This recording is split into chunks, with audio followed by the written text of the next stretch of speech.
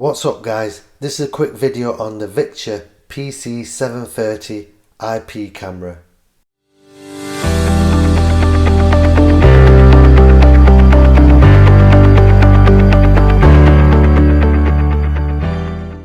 So right guys, I've actually bought this from Amazon and I paid $39.99, and what I'll do is I'll leave a link in the description below just in case if anybody needs any more information or if you want to actually purchase one. So right, we'll have a quick look around the box before we open it. So there's not much on the box apart from on the back here where it says it's 1920 by 1080p. It's got a wide angle lens. It's got security encryption. It's got two-way audio. It's got a motion detection, and it's got cloud service storage. So right guys, that's everything on the box. We'll open it up and have a look inside. So first of all, we've got a greetings card, and this just basically says thank you for purchasing this product. You get 1 year's warranty with it, and Victure's customer support details are here just in case if you have any issues or problems you can get in touch with them directly. So next after that we've got the user manual itself, and then after that we've got the camera we'll have a look at. We'll have a look at all these bits and pieces after. So this is the camera itself. I'll let you have a quick look round it. That's the side of it. That's the front of it.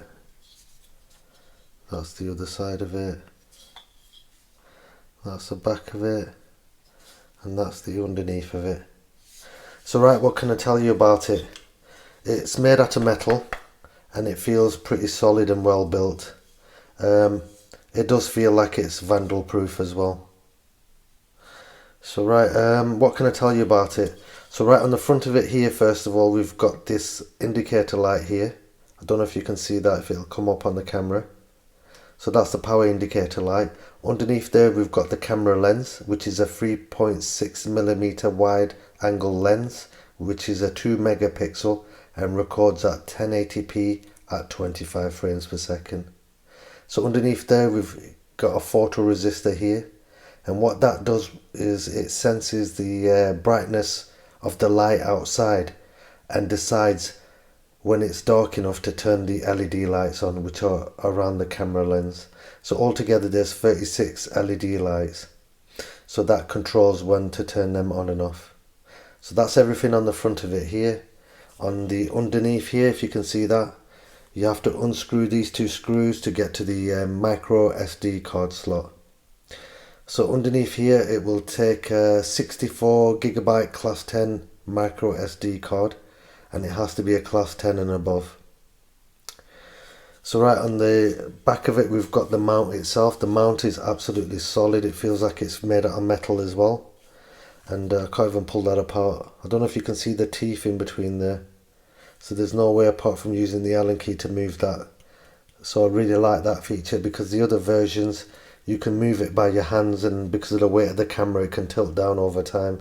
But you can tell once this is locked into place it's not going to move, and you can see the teeth there. On the back of it here, if you can see that, that's where the aerial antenna connects to it. And we've got 3 wires at the back. So before I show you the wires, if you can see at the back here, this hole, that's where the actual microphone is. So the 3 wires itself, you've got one which is the power supply to power the camera. Here we've got the reset button, so that's to do a factory reset. And then the last wire here, if you can see that, that's the RJ45. So that's basically, you can connect that directly to your router and hardwire it, but it's better to do it wirelessly obviously. So right, that's everything here. That's everything on the camera itself. One thing, when you do connect this up to the camera and everything, make sure you put it inside a waterproof junction box, and all your wiring and everything will be safe. What I'll do is I'll leave a link in the description below for the waterproof junction box, and I'll leave a link for the micro SD card and the camera itself as well. So right guys, that's everything on the camera itself. We'll see what else we get inside the box.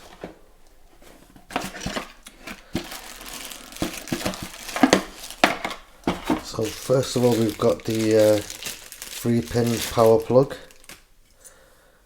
which you have to put together. So this is the power block itself with the power wire, and it's a pretty long wire as well. I'm not sure how long that is, but there's a bit on it. And to connect it up, all you need to do is get this bit here and slot it into here like that and push it down, and it'll click into place. If you want to take it apart, you just press this button here, push that down, slide it back a bit and lift it up. So that's how you put that together. Next, after that, we've got the Allen key in there for the mount itself to adjust it, and we've got four screws and 4 wall plugs. After that, we've got if I can get it out, it's a template here. So if you're connecting it to the wall or ceiling, you'll stick this on, and then you'll drill the holes accordingly where they need to be, and that'll be spot on to where they are, and it'll fit bang on. So that's the template. Next, we've got some waterproof connections, some waterproof tape, and we've got some clips for the wires itself. But like I said, the best thing to do is make sure you put the wires into a waterproof junction box. It's the best way to do it, guys. Right, that's that. And finally, we've got the aerial for the camera itself, for the wireless feature. So to connect that, you simply just screw this on like this, and then you tilt this up accordingly. If you've got it mounted the other way around, you'll point it the other way around. If it's mounted on the ceiling, which is upside down, it should be alright like that actually.